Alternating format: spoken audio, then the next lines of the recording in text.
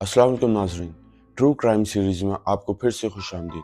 आज हम एक और ट्रू क्राइम की स्टोरी लेकर आए हैं जिसका नाम है बैंकॉक का ब्लैक मैजिक किलर।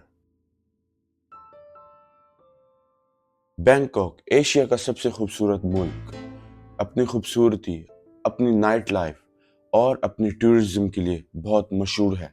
लेकिन इस शहर के चमकते शीशे के पीछे एक ऐसी कहानी छुपी है जिसको आज भी लोग जब सुनते हैं तो वो डर जाते हैं। ये कहानी है सी क्यूई से ओंग की, थाईलैंड का सबसे बदनाम किलर जिसे लोग ब्लैक मैजिक किलर के नाम से जानते हैं। सी क्यूई का असल नाम सी क्यूई से ओंग था और वो 1927 में चाइना के एक गरीब गांव में पैदा हुआ था। उसका बचपन भूख, गरीबी और तंगी से भरा हुआ था। जब वो छोटा था उसके पेरेंट्स को चाइना सिविल वॉर के अंदर मार दिया गया था।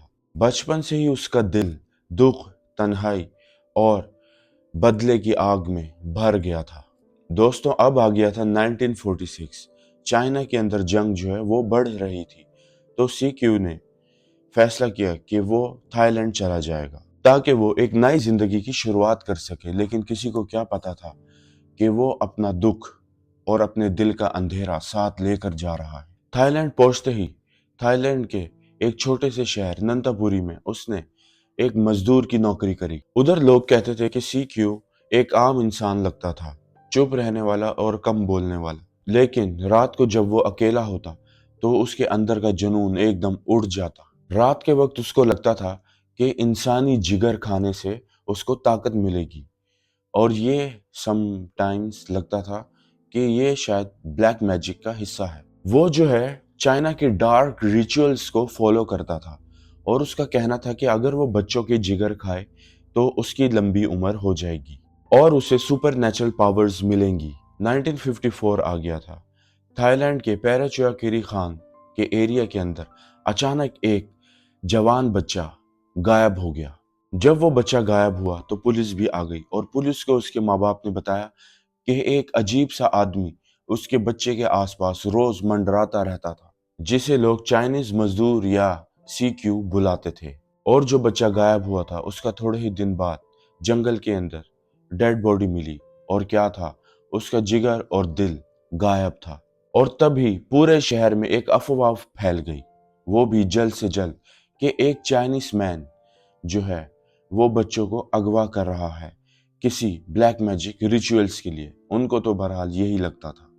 पुलिस ने इन्वेस्टिगेशन की तो पुलिस को सबूत बहुत कम मिले, और फिर सी क्यू जो चाइनीज मजदूर था वो ने फिर अपना शहर बदल लिया और वो रायोंग चला गया। दोस्तों, अगले कुछ सालों तक थाईलैंड के अंदर 7 बच्चे गायब हो गए और वो भी मर चुके थे।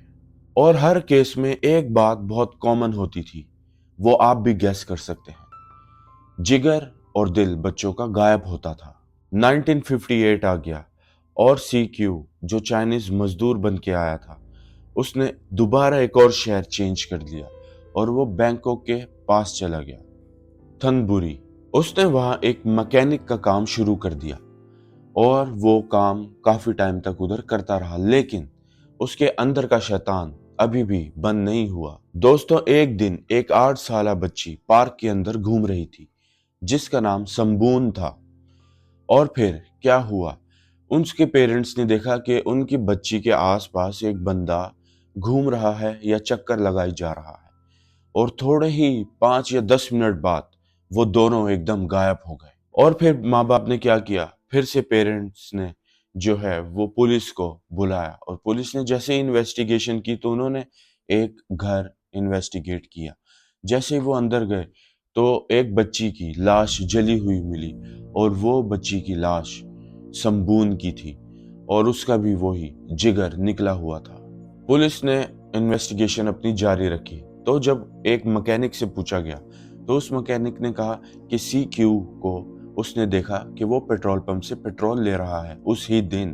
तुरंत सी क्यू के घर पे पुलिस ने छापा मारा, और जैसे ही वो तलाशी लेने लगे उन्होंने एक लोहे का बॉक्स देखा और उसके अंदर जो है ह्यूमन ऑर्गन्स प्रिजर्व्ड हुए हुए थे। इसका मतलब क्या था? इसका मतलब ये था कि सी क्यू ने पहले जो बच्चे उसने मारे थे उनके भी ऑर्गन संभाल के रखे हुए थे। नाजरीन, आखिरकार सीक्यू पुलिस को मिल ही गया और जब पुलिस ने पूछा कि ये सब तुमने क्यों किया, तो उसने अपने ठंडे लहजे में बोला, मैं बच्चों को खाता हूं ताकि मुझे ताकत मिले और ये मेरे एंसेस्टर्स का तरीका है। नाज़रीन, उसने 7 बच्चों का कत्ल का इतराफ किया और उसने पुलिस को बताया कि वो उनको जंगल लेके जाता था, उनका गला घोट देता था और फिर उनका जिगर निकाल के खाता था या तो सुखाने रख देता था। सीक्यू का जब कोर्ट के अंदर ट्रायल शुरू हुआ तो लोगों का या आम आवाम का गुस्सा देखने काबिल था और जिन बच्चों के पेरेंट्स कोर्ट के बाहर खड़े हुए थे वो एक ही नारा लगाई जा रहे थे कि सीक्यू को फांसी दो और फांसी दो। 1959 को क्या हुआ? ये हुआ कि कोर्ट ने कहा कि सीक्यू को फायरिंग करके मार दिया जाएगा, लेकिन सीक्यू की कहानी अभी खत्म नहीं हुई थी। पुलिस ने उसकी बॉडी को प्रिजर्व कर लिया और फिर बैंकॉक भेज दिया। बैंकॉक जब भेजा तो उनकी हुकूमत ने श्री राज म्यूजियम के अंदर उसकी बॉडी को प्रिजर्व कर दिया ताकि मेडिकल स्टूडेंट्स जो हैं उसके ऊपर एक्सपेरिमेंट करें और ये चेक करें कि एक इंसानी दिमाग इतना कातिलाना कैसे हो सकता है। और फिर कुछ दिन बाद उसका जिस्म जो है म्यूजियम के अंदर एक ग्लास बॉक्स में रखा गया और जिसके नीचे लिखा हुआ था CQC ओम, कैनिबल या चाइल्ड किलर। नाज़रीन, सालों तक उसका जिस्म जो है वो म्यूजियम के अंदर रखा रहा और लोग आते थे और कहते थे कि यही है वो बदनाम किलर जो बच्चों का जिगर निकाल के खाता था। लेकिन नाज़रीन, 2019 में कुछ थाईलैंड के हिस्टोरियंस ने कुछ इशू उठाया और उसने कहा कि इसका जो बैकग्राउंड है वो चाइनीज है, तो उसको जो है गलत तौर पर जो है विक्टिम बनाया गया और इसको सजा दी गई। उन हिस्टोरियंस ने फॉरेंसिक रिकॉर्ड्स देखे और उनको उसके अंदर इनकंसिस्टेंसीज मिली। उनका कहना था कि पुलिस ने सीक्यू से फोर्स कन्फेशन कराया था ताकि अवाम का गुस्सा ठंडा हो सके।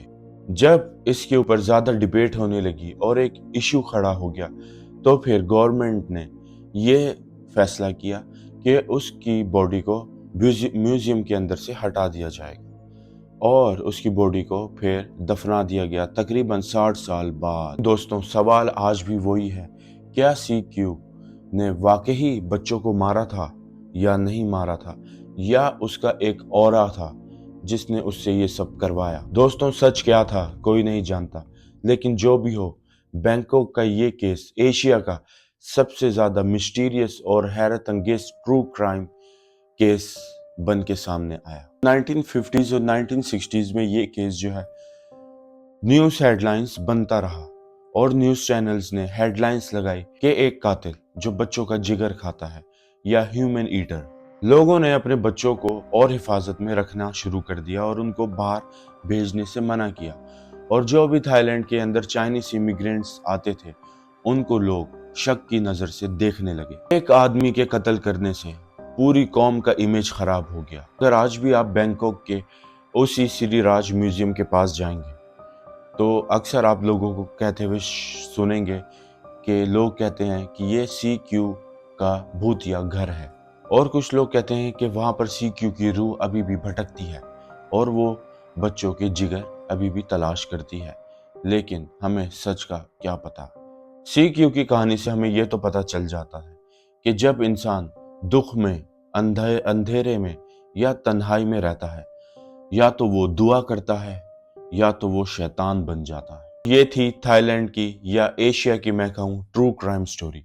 अगर आपको पसंद आई हो तो वीडियो को लाइक कीजिए, चैनल को सब्सक्राइब कीजिए और ज़्यादा से ज़्यादा ये वीडियो शेयर कीजिए। बेल आइकन दबाना ना भूलिएगा। मैं फिर से हाजिर होऊंगा एक और ट्रू क्राइम स्टोरी के साथ। तब तक के लिए आप अपना ख्याल रखिए। और एक और बात, आप अपनी क्राइम स्टोरी जो है वो कमेंट बॉक्स में लिख सकते हैं उसका टाइटल, ताकि मैं उसके ऊपर अपनी वीडियो बना सकूं। और आप ये भी बताइए कि कौन से शहर या कौन से मुल्क से आप ये वीडियो देख रहे हैं। अल्लाह हाफिज। मैं आपके कमेंट्स का इंतज़ार करूंगा और कोशिश करूंगा कि हर एक को उसका जवाब दूं।